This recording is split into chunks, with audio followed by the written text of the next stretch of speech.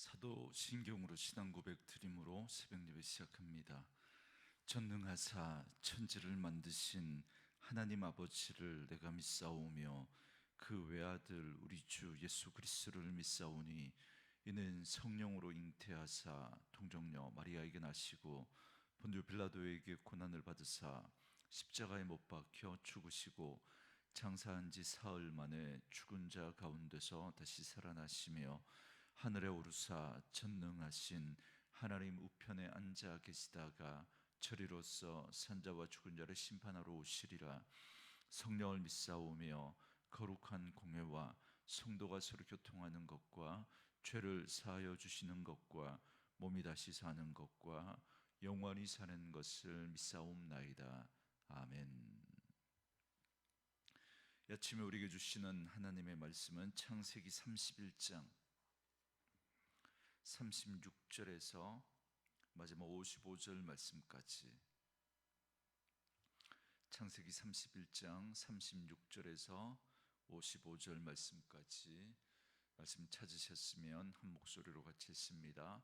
야곱이 노하여 라반을 책망할세 야곱이 라반에게 대답하여 이르되 내 허물이 무엇이니이까 무슨 죄가 있기에 외삼촌께서 내 뒤를 급히 추격하나이까 외삼촌께서 내 물건을 다 뒤져보셨으니 외삼촌의 집안 물건 중에서 무엇을 찾아내었나이까 여기 내 형제와 외삼촌의 형제 앞에 그것을 두고 우리 둘 사이에 판단하게 하소서. 내가 이 20년을 외삼촌과 함께 하였거니와 외삼촌의 암양들이나 암염소들이 낙태하지 아니하였고 또 외삼촌의 양떼의 순양을 내가 먹지 아니하였으며 물려 찢긴 것은 내가 외삼촌에게로 가져가지 아니하고 낮에 도둑을 맞았든지 밤에 도둑을 맞았든지 외삼촌이 그것을 내 손에서 찾았으므로 내가 스스로 그것을 보충하였으며 내가 이와 같이 낮에는 더위와 밤에는 추위를 무릅쓰고 눈붙일 겨를도 없이 지냈나이다. 내가 외삼촌의 집에 있는 이 20년 동안 외삼촌의 두 딸을 위하여 14년, 외삼촌의 양떼를 위하여 6년을 외삼촌에게 봉사하였거니와 외삼촌께서 내 품삯을 10번이나 바꾸셨으며 우리 아버지의 하나님 아브라함의 하나님 곧 이삭이 경외하는 이가 나와 함께 계시지 아니하셨더라면 외삼촌께서 이제 나를 빈손으로 돌려보내셨으리다마는 하나님이 내 고난과 내 손의 수고를 보시고 어젯밤에 외삼촌을 책망하셨나이다. 라반이 야곱에게 대답하여 이르되 딸들은 내 딸이요 자식들은 내 자식이요 양떼는 내 양떼요 네가 보는 것은 다 내 것이라. 내가 오늘 내 딸들과 그들이 낳은 자들에게 무엇을 하겠느냐. 이제 오라 나와 네가 언약을 맺고 그것으로 너와 나 사이에 증거를 삼을 것이니라. 이에 야곱이 돌을 가져다가 기둥으로 세우고 또 그 형제들에게 돌을 모으라 하니 그들이 돌을 가져다가 무더기를 이루매 무리가 거기 무더기 곁에서 먹고 라반은 그것을 여갈사두다라 불렀고 야곱은 그것을 길르엣이라 불렀으니 라반의 말에 오늘 이 무더기가 너와 나 사이에 증거가 된다 하였으므로 그 이름을 갈르엣이라 불렀으며 또 미스바라 하였으니 이는 그의 말에 우리가 서로 떠나 있을 때 여호와께서 나와 너 사이를 살피시옵소서 함이라. 만일 네가 내 딸들을 박대하거나 내 딸들 외에 다른 아내들을 맞이하면 우리와 함께 할 사람은 없어도 보라 하나님이 나와 너 사이에 증인이 되시니라 함이었더라. 라반이 또 야곱에게 이르되 내가 나와 너 사이에 둔 이 무더기를 보라. 또 이 기둥을 보라. 이 무더기가 증거가 되고 이 기둥이 증거가 되나니 내가 이 무더기를 넘어 네게로 가서 해하지 않을 것이요 네가 이 무더기 이 기둥을 넘어 내게로 와서 해하지 아니할 것이라. 아브라함의 하나님 나홀의 하나님 그들의 조상의 하나님은 우리 사이에 판단하옵소서 하며 야곱이 그의 아버지 이삭이 경외하는 일을 가리켜 맹세하고 야곱이 또 산에서 제사를 드리고 형제들을 불러 떡을 먹이니 그들이 떡을 먹고 산에서 밤을 지내고 라반이 아침에 일찍 일어나 손자들과 딸들에게 입맞추며 그들에게 축복하고 떠나 고향으로 돌아갔더라. 아멘. 오늘은 함께 읽으신 창세기 31장 36절에서 55절 말씀을 중심으로 하나님이 맺어주신 평화의 결말이라는 제목의 말씀으로 잠시 은혜를 나누겠습니다. 하나님으로부터 고향으로 돌아가라는 명령을 받은 야곱이 가족들과 함께 돌아갑니다. 그런데 라반 몰래 도망쳐 나왔다가 라반의 추격을 받습니다. 그렇지만 하나님은 라반의 꿈에 나타나 야곱에게 선악간에 어떤 말도 하지 말라고 하셨습니다. 그래서 야곱은 어떤 해도 당하지 않았습니다. 그런데 라반은 야반 도주하듯 떠난 야곱을 책망하듯 했으나 그의 관심은 드라빔에 있었습니다. 야곱의 장막을 온통 들쑤시며 드라빔을 찾았지만 끝내 찾지 못합니다. 이때 라헬이 드라빔을 훔친 사실을 모르는 야곱은 자신과 가족들이 도둑으로 내몰린 상황에 붕괴하며 그간 참았던 울분이 폭발합니다. 20년간 억압된 마음의 소리를 라반에게 쏟아내게 된 겁니다. 야곱의 이 항변은 오늘 본문 36절부터 42절까지 계속되는데 이는 창세기 전체에서 한 번의 대화로는 가장 긴 대화입니다. 먼저 36절과 37절에 보면 라반이 야곱의 그 장막을 뒤져보았지만 아무 소득이 없자 도리어 야곱이 따집니다. 내게 무슨 허물이 있어서 이렇게 범죄자 취급하며 나를 추격해 왔느냐라는 겁니다. 라반의 집에서 하나라도 가져온 것이 있으면 그것을 놓고 따져보자라고 했습니다. 야곱은 비록 라반이 보내줄 것 같지 않아서 몰래 도망쳐 나오긴 했지만 라반의 재물에 단 하나도 손을 대지 않았습니다. 보통 야곱처럼 억울한 일을 당하게 되면 도망치는 참에 그동안의 피해에 대해서 보상받기 위해서 절도를 서슴지 않습니다. 그러나 야곱은 그렇게 하지 않았습니다.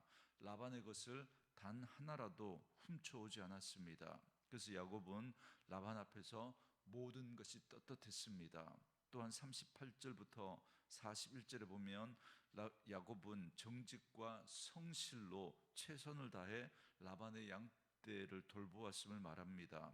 야곱이 돌본 암양과 암염소들이 유산되지 않았습니다. 또 야곱이 외삼촌의 양떼 수컷을 잡아먹는 그런 적도 없었습니다. 당시에 양을 돌보는 사람은 순양은 잡아먹을 수 있는 권한이 있었다고 합니다. 그러나 야곱은 그렇게 하지도 않았다라는 겁니다. 또 짐승에 의하여 찢겨 죽는 것, 도난당하는 것을 야곱은 변상했습니다. 본래 짐승의 공격으로 죽은 것은 변상하지 않아도 되지만 그러나 야곱은 그것까지도 변상했다는 겁니다. 아마도 라반이 굉장히 고약한 사람이었기 때문에 변상을 요구하지 않았나 싶기는 하지만 어쨌든 야곱은 그렇게까지 하면서 이 외삼촌 라반의 그 재산의 털끝만큼도 손해보는 일을 하지 않았다는 겁니다. 또 낮에 엄청난 고온과 밤에 혹독한 추위를 견뎠고 양과 염소를 돌보는 것 때문에 제대로 잠도 자지 못했다 그럽니다. 그리고 라반의 두 딸을 위해서 14년 그리고 외삼촌의 그 양떼를 위해서 6년을 일했습니다. 그런데 라반은 품삯을 10번이나 속였습니다. 야곱은 그런 라반 아래에서 도 이렇게 정직과 성실로 최선을 다해서 양떼를 돌보았습니다.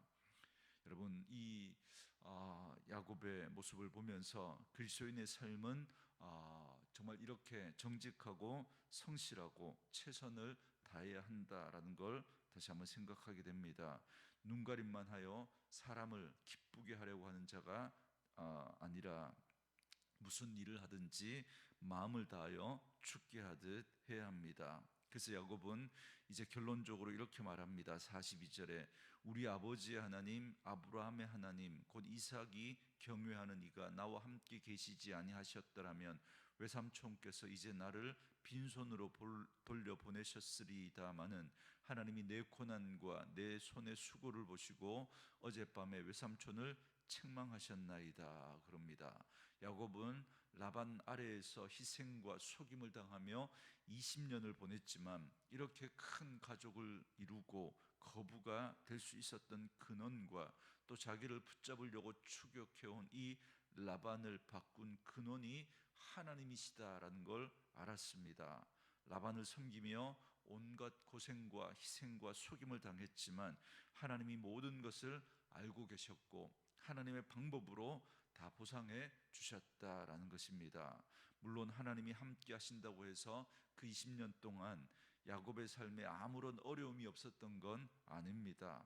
쉴 틈 없이 일하며 부당한 대우를 받는 고된 그런 시간 삶의 연속이었습니다. 그러나 그 모든 순간에도 하나님은 야곱과 함께 하셨고 그를 지켜보고 계셨던 겁니다.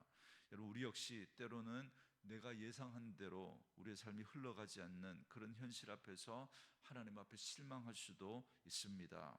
그러나 눈에 보이는 상황보다 더 중요한 것은 하나님은 언제나 약속을 신실하게 지키시는 분이다라는 사실을 우리가 믿는 것입니다. 우리는 이 약속과 믿음 안에서 내게 벌어진 일들을 이해하고 인내해야 합니다. 이것이 그리스도인이 야곱과 같은 상황에서도 정직과 성실과 희생으로 일할 수 있는 근거입니다. 하나님은 선하시고 하나님은 우리의 그 모든 상황을 지켜보시고 우리의 그 성실에 대하여서 우리의 그 정직에 대하여서 반드시 하나님께서는 응답하시는 하나님이라는 걸 믿어야 합니다. 우리도 라반과 같은 사람을 만날 수 있습니다. 야곱처럼 속임을 당하고 고난과 희생을 강요하는 그런 상황을 만날 수 있습니다. 이런 상황을 만나면 결코 쉽지 않습니다. 그럼에도 불구하고 정직과 성실로 일할 수 있는 근거가 우리에게 있습니다. 그것은 바로 하나님이 지켜보고 계시고 판단하실 것이기 때문입니다. 그래서 우리는 낙심하지 않고 우리에게 주어진 일을 정직하고 성실하게 감당해낼 수 있습니다. 하나님은 반드시 의로운 판단을 내려주실 것이기 때문에 그렇습니다. 그래서 라반은 야곱과 계약을 맺자라고 제안합니다. 이는 일종의 상호 불가침 조약 혹은 평화 조약이라고 할 수 있습니다. 그래서 야곱이 제안을 받아들이고 거기에 돌단을 쌓고 라반은 그 이름을 아람어로 여갈사하두다라고 불렀고 야곱은 히브리어로 갈르에시라고 불렀습니다. 이 말의 뜻은 증거의 무더기라는 뜻입니다. 그러면 왜 라반은 서로 해하지 말자라고 하면서 적극적으로 언약을 맺자라고 한 걸까요? 바로 하나님의 개입 때문입니다. 라반의 꿈에 이미 하나님이 나타나셔서 삼가 야곱에게 선악간에 말하지 말라라고 하셨습니다. 라반은 그 하나님 앞에 복종할 수밖에 없었습니다. 누가 감히 하나님이 말씀하시는데 그것을 거부할 수 있겠습니까? 그러므로 라반이 선한 사람으로 바뀌었기 때문이 아니라 라반이 야곱에게 언약을 맺자라고 한 이유는 하나님이 야곱과 함께함을 그가 보았기 때문입니다. 야곱 자체는 보잘것없는 도망자였고 자기 아래에서 불을 쌓은 자이지만 하나님이 그와 함께 하신다라는 걸 그가 보았던 겁니다. 하나님이 철저히 야곱을 지키고 있고 하나님이 야곱에게 복을 주셔서 하는 일마다 형통하고 강해진다라는 것을 보았기 때문입니다. 빈손으로 왔던 자가 하나님의 섭리로 2명의 아내와 그리고 2명의 첩을 얻었고 12명의 아들과 딸을 얻었고 수많은 짐승떼를 이루고 돌아가는 것을 그가 보았기 때문입니다. 자신이 야곱을 속여도 시간이 지나면 오히려 야곱에게 복이 임하는 걸 그는 보았기 때문입니다. 이처럼 라반은 하나님이 함께하는 사람을 이길 수 없다라는 걸 직접 경험했던 겁니다. 성경은 하나님이 함께하는 사람은 그 한 사람이 천을 쫓고 두 사람이 만을 쫓는다라고 말씀하지 않습니까? 그래서 그래서 라반은 야곱과 함께하는 하나님을 보고 두려웠던 겁니다.